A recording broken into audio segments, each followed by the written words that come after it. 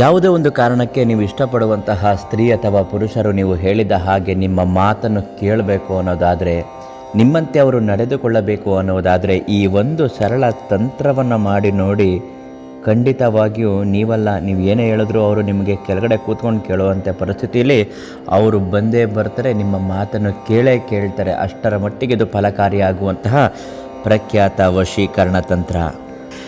ಈ ತಂತ್ರನ ಪ್ರಯೋಗ ಮಾಡುವುದಕ್ಕಿಂತ ಮೊದಲು ಯಾವ ಉದ್ದೇಶಕ್ಕಾಗಿ ನೀವು ಇದನ್ನು ಮಾಡ್ತಾ ಇದ್ದೀರಾ ಅಂತ ಮೊದಲು ಯೋಚನೆ ಮಾಡಬೇಕು. ಒಳ್ಳೆಯ ಕೆಲಸಕ್ಕಾದರೆ ಇದನ್ನು ಮಾಡುವಾಗ ತಾರತಮ್ಯವನ್ನು ಬಿಟ್ಟು, ಗಂಡು ಹೆಣ್ಣು ಅನ್ನೋ ಭೇದ ಭಾವ ಬಿಟ್ಟು ಇದನ್ನು ಮಾಡಬೇಕಾಗತ್ತೆ.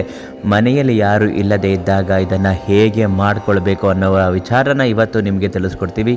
ನೀವಿನ್ನೂ ನಮ್ಮ ಅದೃಷ್ಟಧಾರೆ ಚಾನಲನ್ನು ಸಬ್ಸ್ಕ್ರೈಬ್ ಮಾಡಿಲ್ಲ ಅಂದರೆ ದಯವಿಟ್ಟು ಒಂದು ಲೈಕ್ ಕೊಟ್ಟು ಫಾಲೋ ಮಾಡಿ, ಸಬ್ಸ್ಕ್ರೈಬ್ ಮಾಡಿ. ನಮ್ಮ ಫೇಸ್ಬುಕ್ ಪೇಜಲ್ಲಿ ಪ್ರತಿದಿನ ಇಂತಹ ವಿಡಿಯೋಗಳು ಬರ್ತಾನೆ ಇರುತ್ತೆ.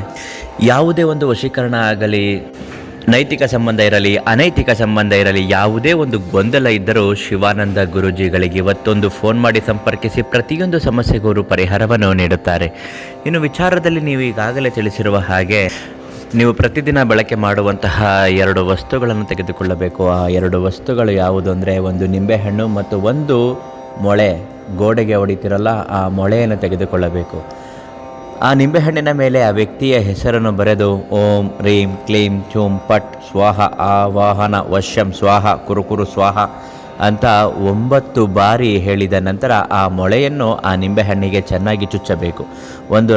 ಒಂದು ತೊಟ್ಟು ಬರುವಂತಹ ಆ ಹನಿಯನ್ನು ತೆಗೆದುಕೊಂಡು ಅವರ ಹೆಸರನ್ನು ಅದರಲ್ಲಿ ಬರೆದುಕೊಂಡಾದ ನಂತರ ಆ ವ್ಯಕ್ತಿ ಇರುವಂತಹ ಸ್ಥಳಕ್ಕೆ ಅದನ್ನು ತೆಗೆದುಕೊಂಡು ಹೋಗಿ 3 ಭಾಗ ಮಾಡಿ ನಿಂಬೆಹಣ್ಣನ್ನು ಎಸೆದು ಬಿಡಬೇಕು.